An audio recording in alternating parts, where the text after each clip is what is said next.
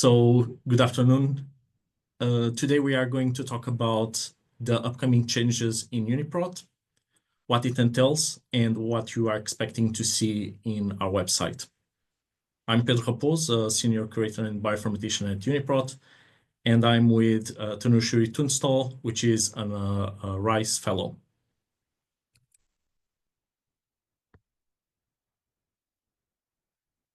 So on the outline of this talk, we are going to start talking about the UniProt Knowledgebase and the proteomes growth throughout the years. And after that, we will discuss a bit the reference proteomes, what are they and what are they used for, and how we can select those. After that, we are going to talk about the timeline for the upcoming changes and what are you expecting to see specifically in UniPark. And at the end, we would like to hear your feedback. So UniProt stands for the Universal Protein Resource. In UniProt, we try to provide to you as much information as we can when it comes to the proteins. And UniProt is a consortium which is it's made of 3 teams. The first one being from EBI in the UK.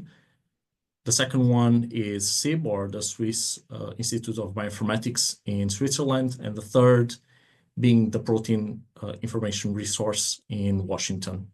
And together we work to provide to you release by release a production where you can see not only the proteins from ENA, but a comprehensive annotation through UniProt Knowledgebase. So UniProt is divided into several different resources. We start by importing information, as mentioned, through nucleotide sequences, sequence resources such as ENA or GenBank, but also from more specific databases such as Ensemble or RefSeq, in which they focus not on a general taxonomy, but on specific model organisms. After we import that data as protein sequences, we are going to archive them in UniPark. And from these archived sequences, we can provide additional information as knowledge. And you will see those as UniProt Knowledgebase accessions. So the UniProt Knowledgebase is our most used resource in UniPark, since it contains the functional information that you require for your studies and analysis. And the UniProt Knowledgebase is divided into 2 different data sets. The SwissProt, in which these proteins have manual curated information from our expert curators, but also we have Tremble, which is a set of proteins that are unreviewed. And the annotation you can see here is provided from automatic annotation systems developed by UniProt. You can group these proteins from UniProt Knowledgebase into their organisms. And this is what we call proteomes. And also we have UniRef, which is our clustering resource, where we cluster the proteins by its similarity. But today we are going to focus on proteomes.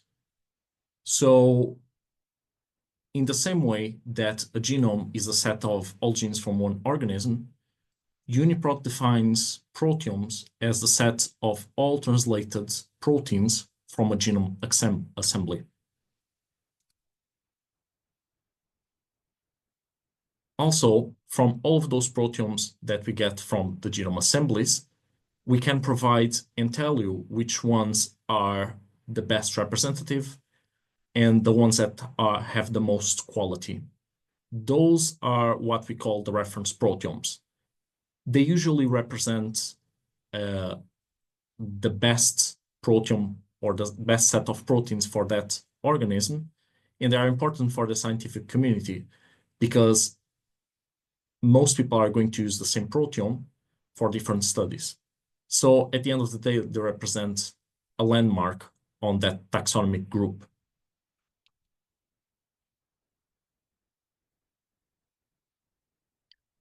So there are upcoming changes when it comes to the content of UniProt Knowledgebase, and we want to investigate why are we going to make those changes? Why are those changes necessary? Well, it's because the data that we have been importing from ENA or other nucleotide databases is exponentially increasing throughout the years. So you can see here on the plot that the number of entries in the UniProt Knowledgebase is increasing, especially from 2004 to now. And you can see a huge increase on these entries throughout the years. And this makes so that the database that we have becomes unsustainable from production from release to release. Also, it creates more and more noise in our website. So we want to tackle all of these issues to stop mitigating having these exponential growth of data, while on the other hand, to provide the best quality data as a guideline to our users for each species. Here is the same plot, but with additional information. So you can see that we have introduced many concepts throughout the years when it comes to proteomes. In 2011, we've noticed that it would be important to provide the information on which proteome would be the best one to represent that species. So that's where we introduced the concept of reference proteomes. And we've seen from 2011 to 2015 that there was an exponential growth of data.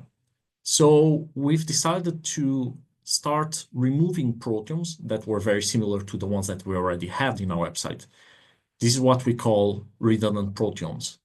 Proteomes in which 90% of the information from the other one would already be in our website would be considered a redundant proteome.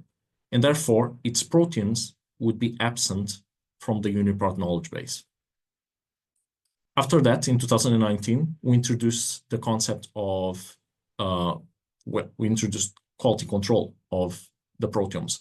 So any proteome that would be considered incomplete, or it would be considered bad quality, either by internal or external reasons, external coming from RefSeq, we would exclude that proteome. So that proteome would also not have its proteins in the UniProt knowledge base. Even with that, we could see that the growth would not stop. So we introduced a new method called the novelty filter, in which we removed proteomes as excluded proteomes from the knowledge base. And these excluded proteomes are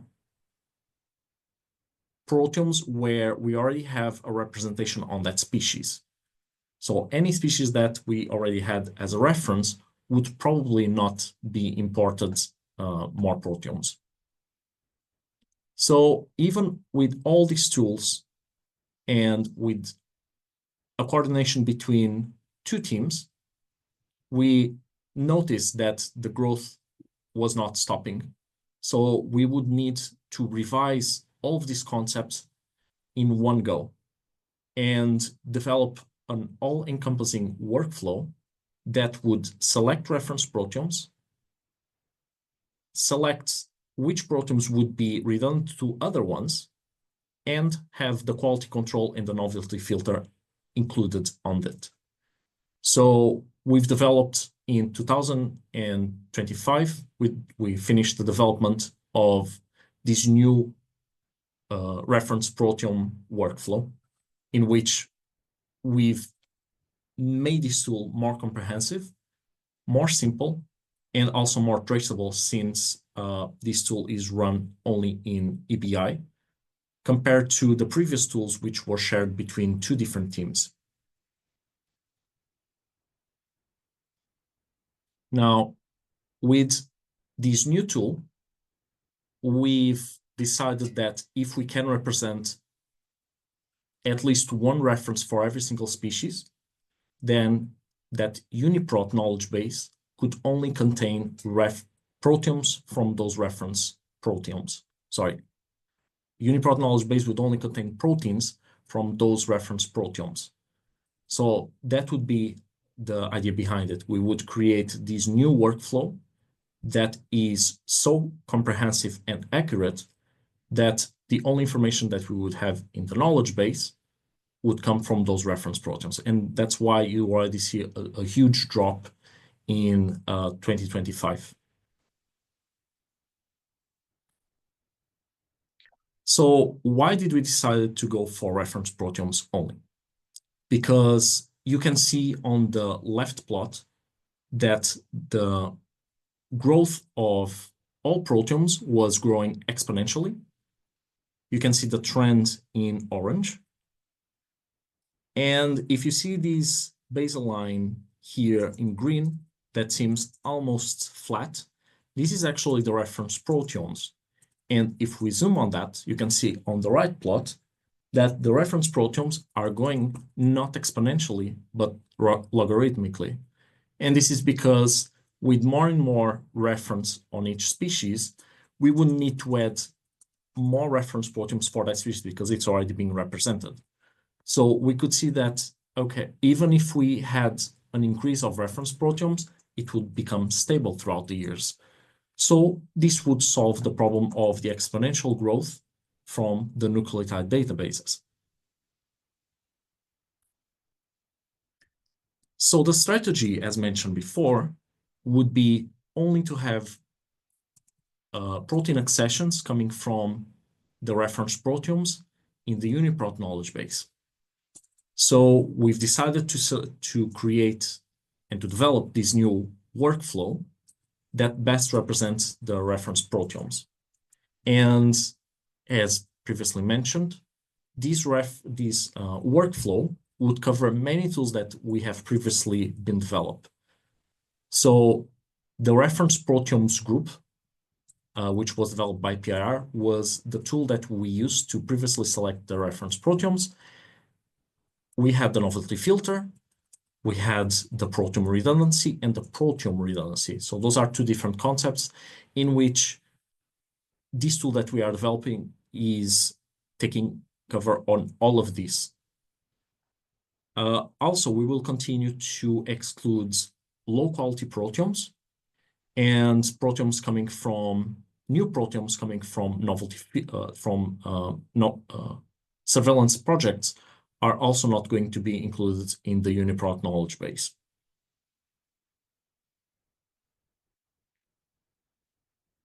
Also, because we are not including, because the proteome redundancy is going to be deprecated, we are expecting to see different categories throughout the releases. So nowadays, if you go to our website, today you will see 4 categories of different proteomes. The first one is reference proteomes, other proteomes. Basically, these are proteomes that are not referenced, not excluded, and not redundant. So this would be everything else. So reference proteomes and the other proteomes are the proteomes in which its proteins are in the UniProt knowledge base. The proteins in the UniPark that are not in the UniProt knowledge base are the proteins coming from excluded proteomes and redundant. So excluded, as mentioned before, are the ones that have bad quality, and redundant are the proteomes that were deemed redundant compared to proteomes that we already have in the knowledge base. So what are the changes that we are going to see in the future? The reference proteomes, this category would be kept the same. These are the proteomes that in the future, its proteins will still continue to exist in the knowledge base. Then the concept of other proteome would still exist. That will not change. These are simply proteomes that were not selected as reference proteomes. Excluded, we also are going to continue to have excluded proteomes as bad quality. And these are the three categories that we are going to have, where before in UniProt Knowledgebase, we have reference and other proteomes. In the future, we are only going to have reference proteomes as in the knowledge base. So what will happen to the redundant proteomes since the redundancy process is going to be deprecated? Well, a redundant proteome we consider to be just like any other proteome. So it could be considered to be reference or not. If it's reference, then it will become a reference proteome. If it's not reference, then it will become other proteome.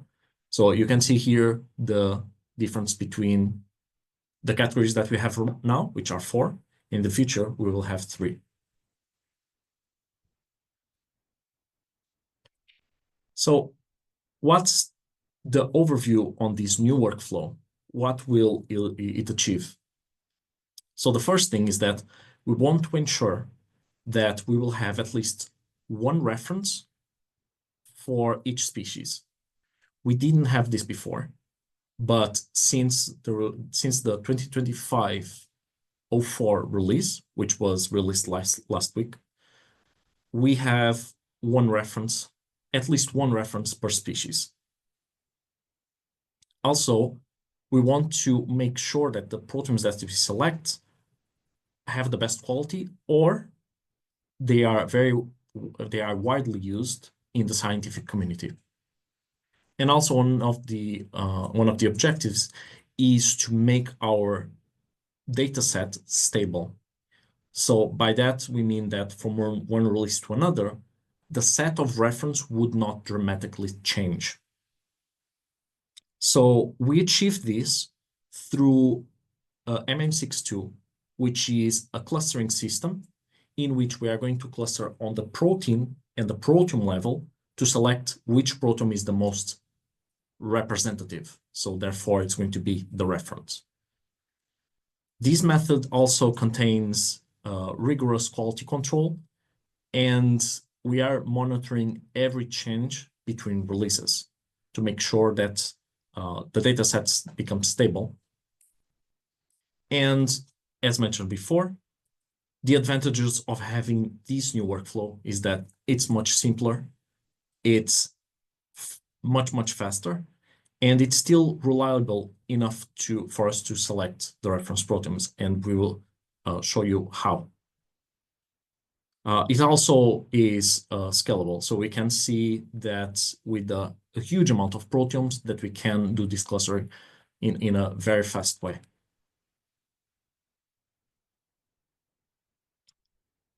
So the main objective is to have a reference of for all proteomes, but also we would like to have the minimum number of references per species. So here you can see that the UniProt Knowledgebase before, for each species, sometimes we had species with many different reference proteins, which are marked by these non-translucent images, and the non-reference proteomes. So sometimes we could have many non-proteomes that would not be referenced, and those are marked as these translucent images. And we can see that, for example, for the fox, we didn't have any reference proteome. And for these specific bacteria, we would have 5 reference proteins, which probably were too many. So for fast forwarding to now, until 2026-02, we are expecting to have at least one reference per species, but we still allow some more reference proteomes if the species demands more than one reference, because it is a very diverse species when it comes to the proteins.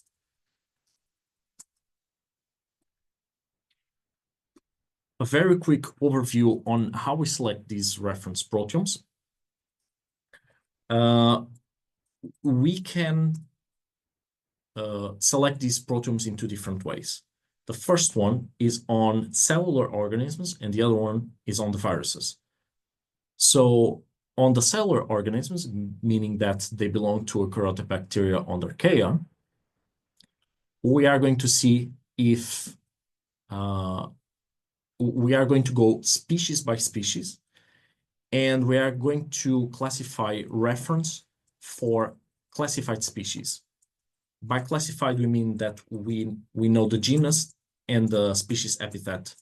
So we know exactly what species this is. For example, one of the unclassified species would be Salmonella sp. So this sp means that we know that that genome or proteome belongs to that genus, Salmonella, but we don't know exactly which species. And because by definition, a reference proteome is a proteome that best represents that species, we cannot have an unclassified as reference because it is not representing any specific species. So we excluded from this analysis species that would be unclassified. And for those that are classified, we also removed the bad quality ones. So at the end, we are going to analyze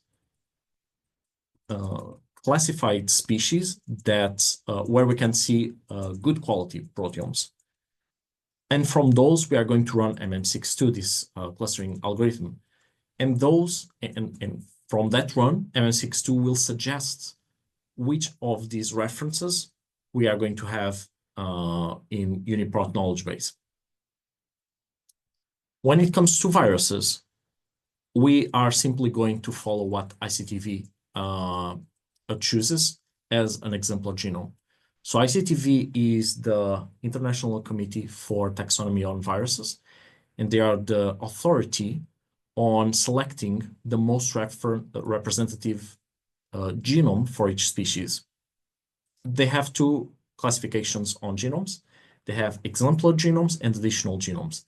Exemplar are the genomes that are the most important for that species. So whatever they have as exemplar genomes, if possible, we will have it as a reference proteome.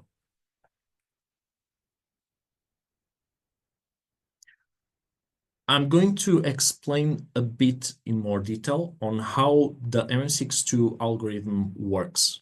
But before we do that, it will be important to understand how we represent the clustering system. So we usually, to visualize what we are doing, we represent the groups of proteins or the proteomes in Venn diagrams. So you can see here that we have two different proteomes, A and B, and each one of those, we have different types of proteins.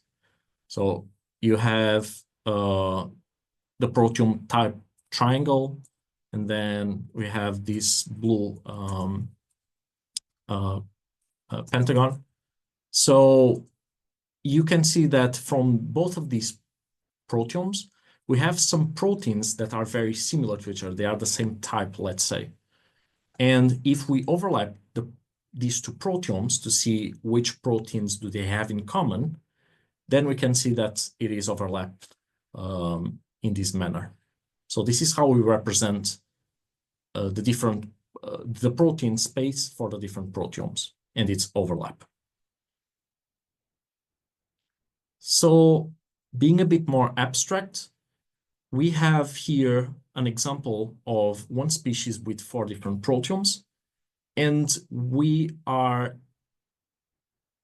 representing the space, the shared space of these proteomes.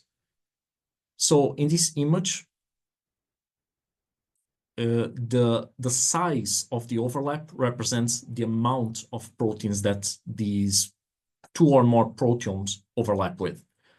So we can say that the overlap of proteome B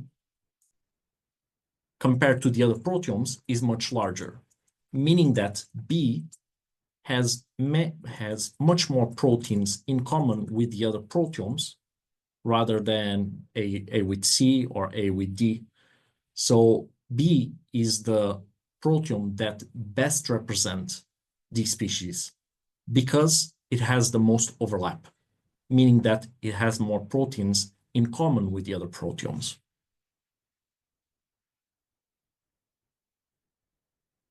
So how are we going to do this clustering? How are we going to do this overlap to decide which proteome is going to be the reference? We are going to use this software, many against many sequence searching, or MM62, which is a software developed by Martin Steiniger. And within this clustering system, we use an algorithm called linclust, which has a unique linear scaling of runtime with sequence set size. What I mean by this is that the more sequences we have in, or with, it's mainly saying that the time that takes for us to run a big set of proteins is not exponential compared to a small one. So the more proteins we'll have, we are not expecting the growth on time, the time to be exponential as well. We're expecting to be linear. So we can cluster many proteomes and still have a lower runtime. And this is one of the advantages of working with this algorithm, because it only takes us around 1 day to cluster all proteomes to be considered for reference.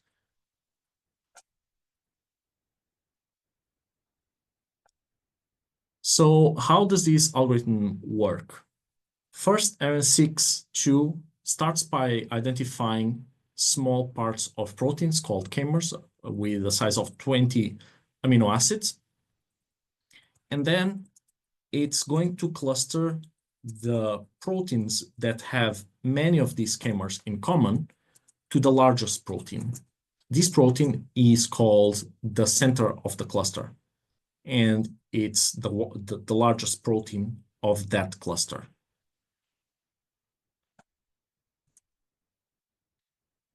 So I'll give you here an example where we are going to look into the protein cluster of MS62. So MS62 first clusters on the protein level and then on the proteome level. But on the protein level, we can have an example of, for example, 6 different proteomes here from A to F. They are color-coded differently. So all proteins in green belong to proteome A. All proteins in black, they belong to proteome B, etc. And you can see that on this first cluster, we have different proteins coming from different proteomes. And this is because these proteins are very similar to each other. We determine this with the coverage and the sequence coverage and the sequence identity. So if these surpass a certain threshold, then they will be clustered together. And you can see here in this small example that from these 4 proteins on this cluster, only one is going to be the representative one, which is the largest. It's this one, the blue that has 144 amino acids. So this will be the center of the cluster.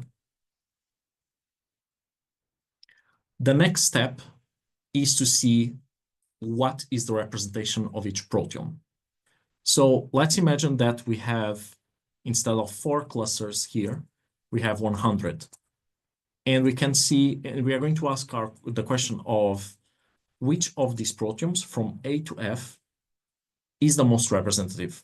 Or in other words, which of these proteomes have the biggest overlap? Or another question would be, in how many of these clusters can we see proteome A, proteome E, proteome B, etc.? So we organize this by the cluster count for each proteome. We can see that proteome A, from 100 clusters, it is present in 63, more than all the other ones, meaning that most of these clusters are covered by proteome A. And that makes, by definition, A as the reference proteome, because it represents more clusters than all the other proteomes. So right from the get-go, we know which reference proteome exists for this species, which is A.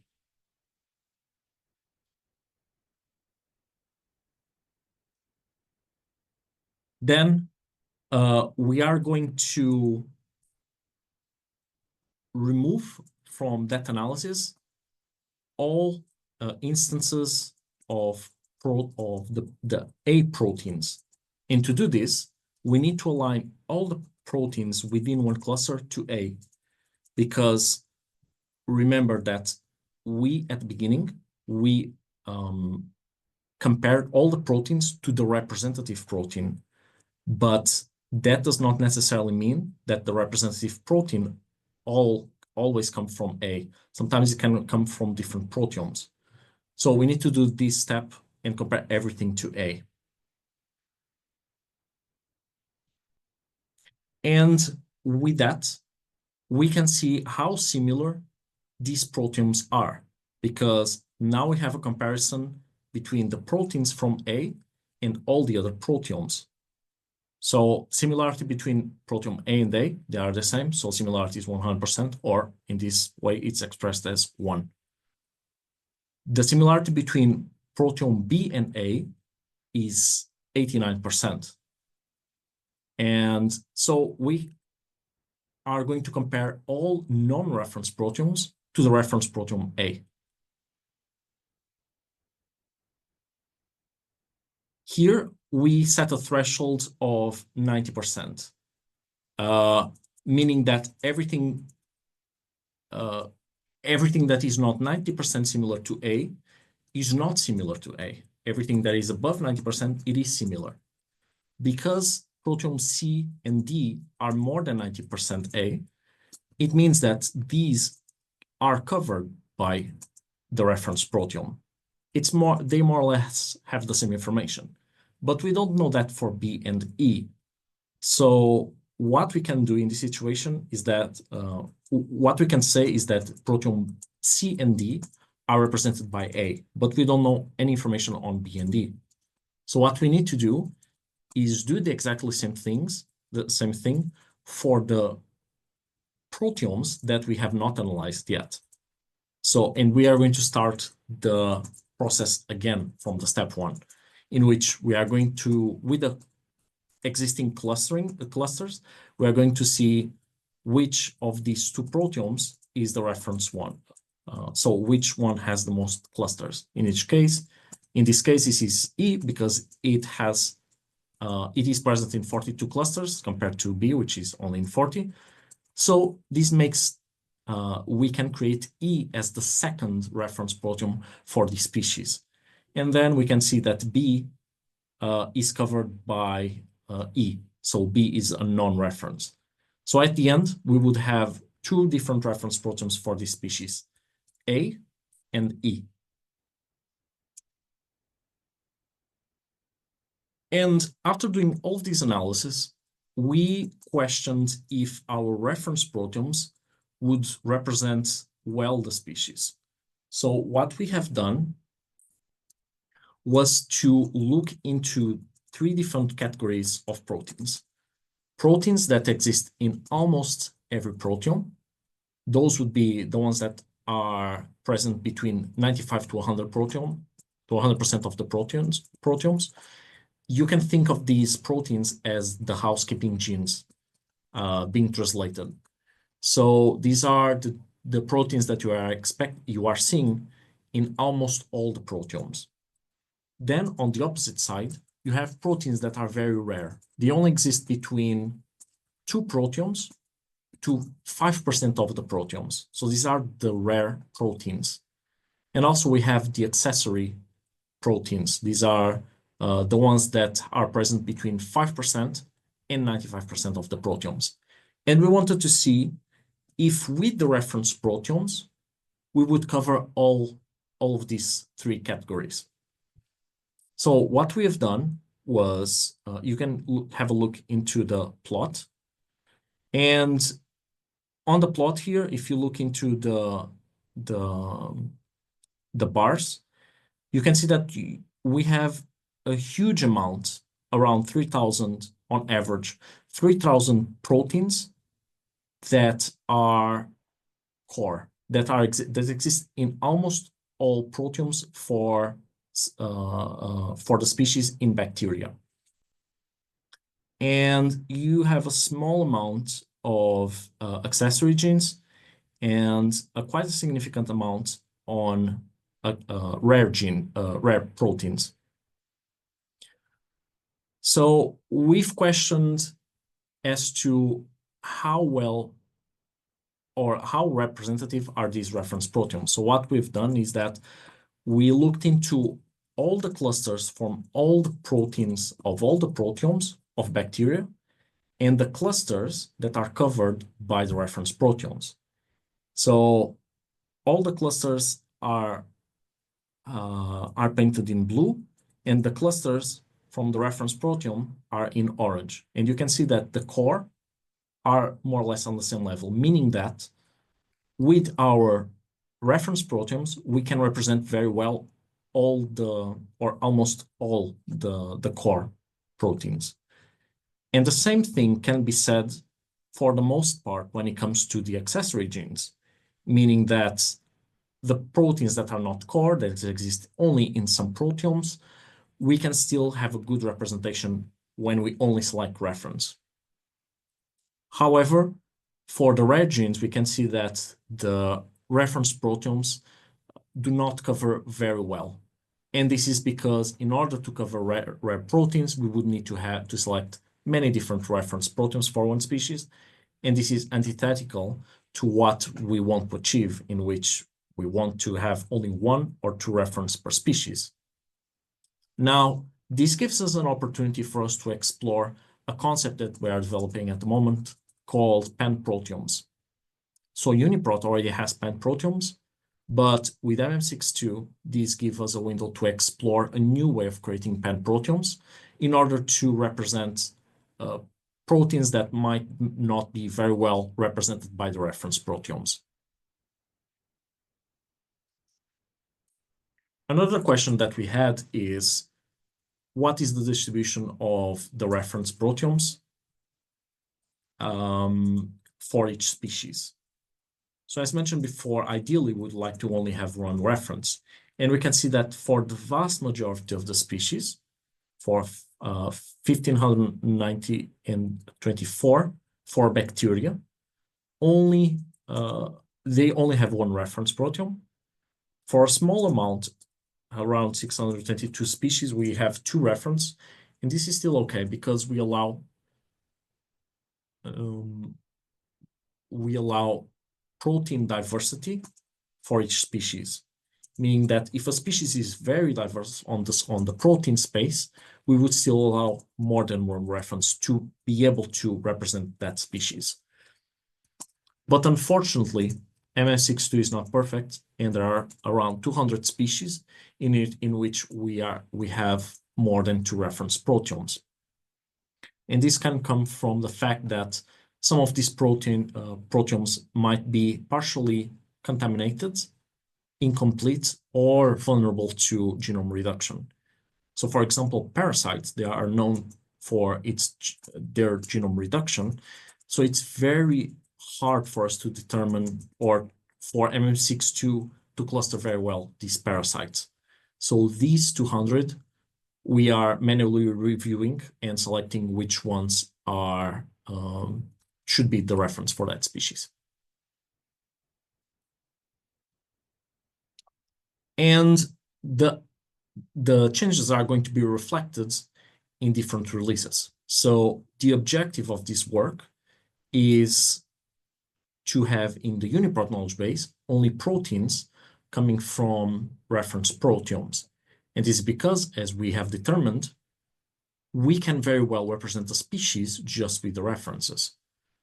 And this will stop or at least mitigate the exponential growth on the nucleotide databases. So we started by deleting, we are deleting proteins that are not from non-reference proteomes in the knowledge base. And this is done in two different phases. So in 2025-04, we already have selected the new set of the reference proteomes.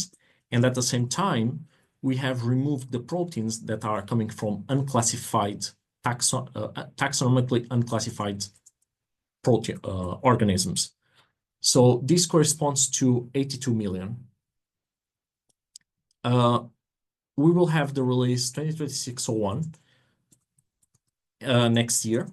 And this is a buffer release where we are not going to, there's not going to be a huge change. And we created this release to provide you some time to give us some feedback.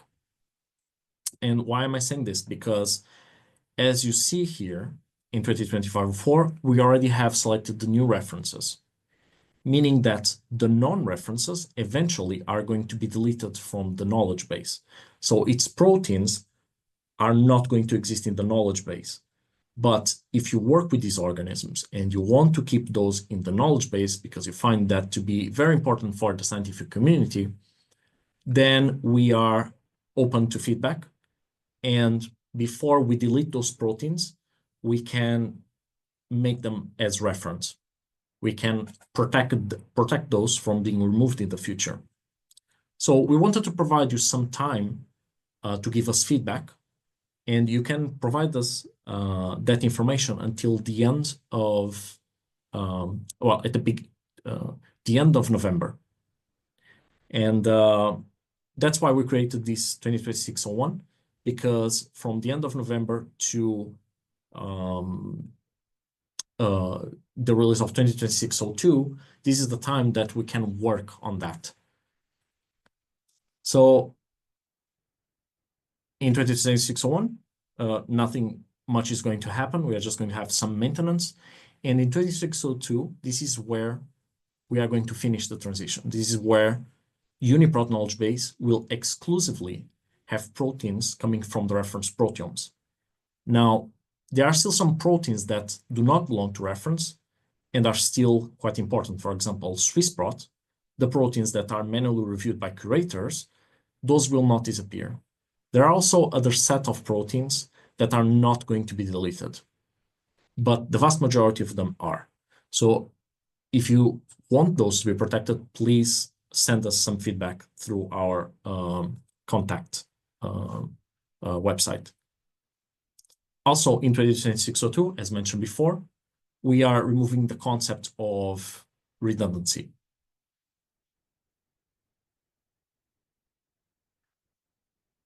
So this is what you are expecting at the end of 2026-02. But first, let me explain the plot or the diagram on the right.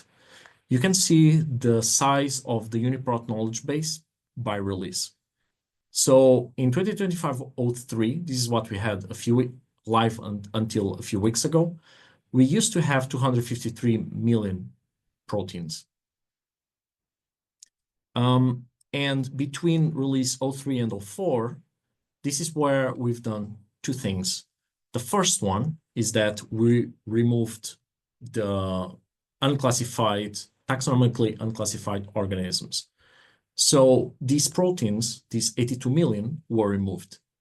However, by by selecting the new reference proteomes, we added 28 million new proteins. So the difference would result in 199 million. This is what we see in the website right now, because 2025-04 is the release that is published right now. And between 2025-04 and 2026-01, there's not going to be a significant change. And between 01 and 02, this is where we're going to delete all the other non-reference proteins. And at the end, it's going to result in 139 million proteins. Now, the changes between the very beginning of the transition in 2025-03 to the very end, 2026-02, with these changes, we're expecting a wider coverage in the tree of life of 34%, meaning that we now, or in the future, we are going to have 34% more species, at least with one reference. And with that, we're also increasing the number of total reference proteomes. But we are going to see a reduction in the UniProt knowledge base by 45%. And the numbers that we are expecting at the end when it comes to the proteomes and proteins itself, in 2026-02, we are expecting to have 34.3 reference proteomes, 477 non-reference, and 584 excluded proteomes. And when it comes to the proteins, we're expecting, in general, 139 million proteins, where most of them come from the reference proteomes. We are going to keep all the other biologically relevant proteins, such as Swiss-Prot, any protein with PDB cross-reference, PDB meaning this is a database for experimentally validated 3D proteins 3D structure. Community annotated and additional bibliography proteins, 11.6 thousand, and proteins derived from or inferred from mRNAs, 1.4 million. Now, these numbers do not add up to 139 because these numbers overlap with each other. They can be all these categories at once.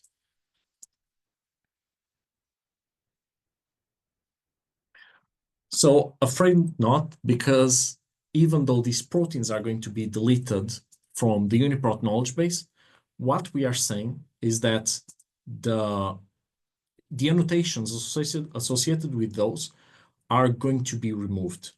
The proteins themselves, the protein sequence, will always be traced back to UniProt. So in UniProt, we will have all the proteins that we have as of today, and even more in the future.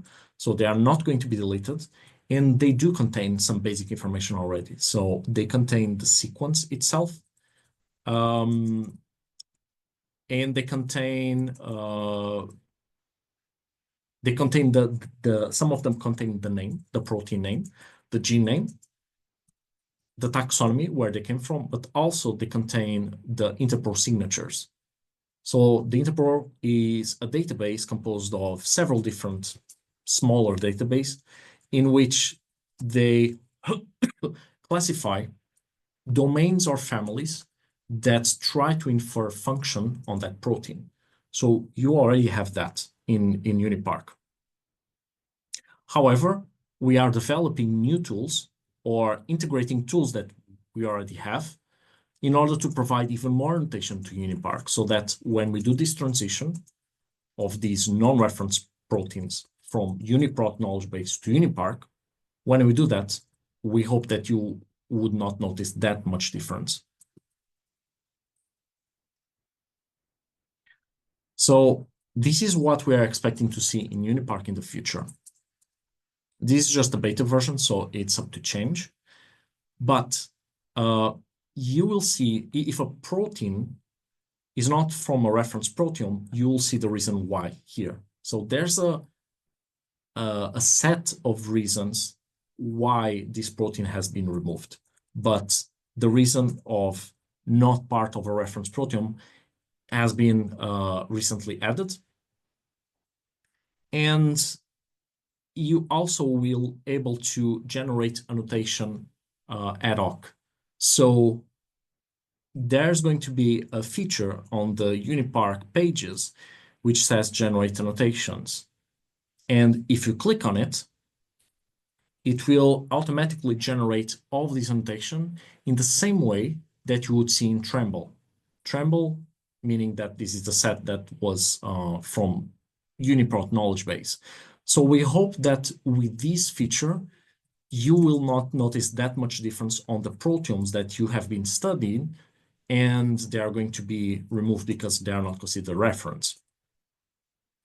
Now, the tool that does this is called Unifier, which in which it tries to infer the information from the taxonomy and the interpro signatures of each protein. So Unifier is this container, meaning that is an isolated software with all its dependencies that you can use.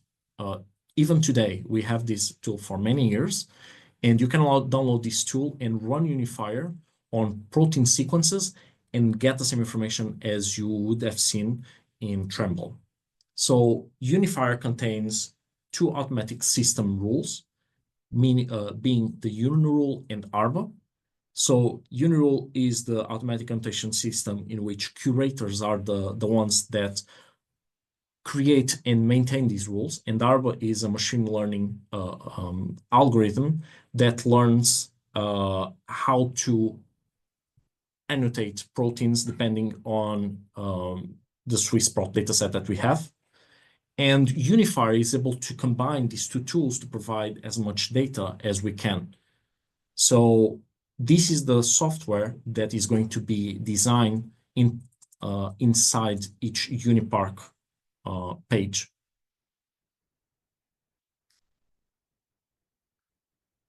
So I hope you have seen all or some of the warnings that we have spread throughout our website, saying that either it's a warning and we just want to make you aware of the changes that we are going to make, or a warning, a more serious warning, where we say that this specific proteome is not a reference proteome and it's likely to be removed.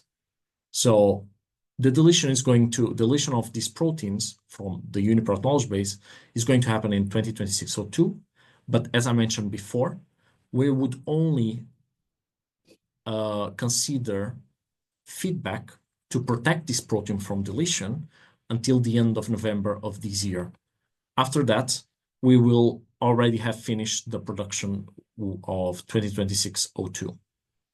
So if you see any warning like this, please read it thoroughly to understand, and reply to us if you believe that this is a crucial and important proteome, not only for you, but for the rest of the scientific community. And we are very grateful for the answers that you are already providing to us. If you want more information on this issue, then you'll have 3 links here. The help page, in which it's going to go in a bit more detail on all the changes throughout these 3 releases. You have the affected entries and proteomes. So this is an FTP folder with different files. Some files will tell you what are the proteomes that are going to be deleted, that are marked to be deleted, the proteins that are going to be affected, and the proteomes that we are going to keep, so that you can consult that and see if you should warn us or not to protect those proteomes. And then you have the contact page. So these are the 3 things that I was talking about. The first one is the summary, where you can see all the changes that we are going to make. The second one is the FTP with the different files, in which you can make sure to tell us which one to protect. And after you confirm that your proteome of interest is in this list of proteins to be deleted, then you can contact us. We will consider your answers for proteins to be protected. So, in summary of this presentation, we have developed this new workflow that selects reference proteomes. It's much faster and simpler and contains many of the tools that we have been developing throughout the years. Unfortunately, we are going to have a reduction on the UniProt knowledge base, but with this, we will ensure the sustainability, the reduction of noise, and the broader representation in the tree of life for each species. And at the end of the transition in 2026-02, we are going to have proteins only from, we are going to contain in the UniProt knowledge base proteins from only the reference proteomes or other biologically relevant proteins, And the redundancy concept is going to be deprecated, meaning that there's no longer going to be redundant proteins and redundant proteomes. But at the end, when we see this deletion, you can still access most of these or all of these proteins in UniProt, where you'll have unifier implemented, and you could still have your annotation as you would have seen in Tremble. And the last thing I want to keep in mind is that we are open to all of your feedback to consider if we should protect some proteomes by making those into reference until the end of November. So please reach out to us with this question or any other, and we will reply to you as soon as possible. I will thank all the team of UniProt that is involved in this huge project throughout the years, and the funding that we have received. EMBL is a very dynamic institute in which we have plenty of upcoming webinars. So I would advise you to go to the training section of the EBI website. And some of the webinars that we are going to have in the future is this one called Evaluating Variant Effect in Human Proteins with ProtVar. That's going to happen in the 13th of November at 3 p.m. But you also have webinars that we already have recorded, and they are very useful, being from UniProt or not. But we truly advise you for you to have a look into those. So before we go on to the Q&A, I would like to share that there. Okay, so with that, we can go into the Q&A session. So I can read the rest of the questions here. If I just say one quick thing, which is, I think most of the common theme among all the questions was that what is happening to everything that's getting deleted? Are we losing annotations? And I think Pedro covered that beautifully, saying that anything that's removed is going to UniProt, and the take-home message is we are developing additional functionality in UniProt to support these annotations. So please do keep an eye out on that. That was a common theme that emerged. But apart from that, yeah, please go on and we can ask the questions that remain. Great. Thanks a lot, Anusha. Yeah, that's very useful. Okay, so first one is, are you also reporting annotation information, for example, PTM, variants, etc., for proteins that are not included in the reference proteome? Is this pertaining to the unifier tool? Because if the proteins are not from the reference proteome, they will only exist in UniProt. So in UniProt, so are you asking if the PTMs will be annotating through Unifier, the tool that provides information in UniProt? If so, I believe that it doesn't. So Unifier is a container that contains UniRule and Arba, and I'm not 100% sure, but I believe that it doesn't cover PTMs. Those automatic annotation systems do not cover PTMs. Great. Thank you. I think that did answer the question, because I see in the end the person who asked the question say yes, thanks. Okay, so the next one is, what happens to old UniProt IDs that are removed? Are you introducing new ID system? So by old UniProt IDs, I'm assuming the UniProt Knowledgebase accessions that have been removed from the UniProt Knowledgebase. And so the sequence will still be in UniProt, but these accessions will be gone from the UniProt Knowledgebase. This is what I understand from the question. And in this case, UniProt is going to be the first thing is that if you go to the UniProt to a UniProt page, on the cross-reference section, you will see where is this protein sequence in the UniProt Knowledgebase. So you will have traceability of that sequence to the UniProt accessions. So because we are not deleting those cross-references, that mapping will still exist. If you go try to search for an accession that has been deleted in the UniProt knowledge base, you can still find the UniPark that has that accession. You will still trace that protein sequence to that UniProt accession.